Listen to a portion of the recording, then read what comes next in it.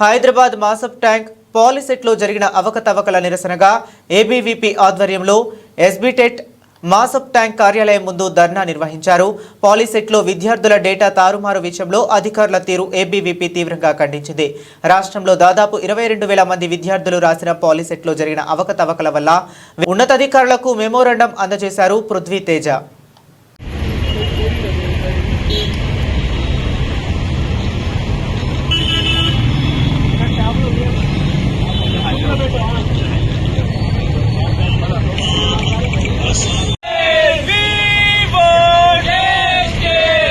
చేపట్టాలి పాలిసెట్లో జరిగిన అవకతవకలపై వెంటనే విచారణ చేపట్టాలి.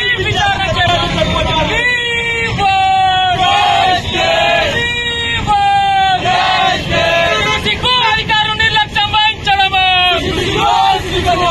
సిగ్గు అధికారులు నిర్లక్ష్యం వహించడం, సిగ్గు అధికారులు నిర్లక్ష్యం వహించడము, సిగ్గు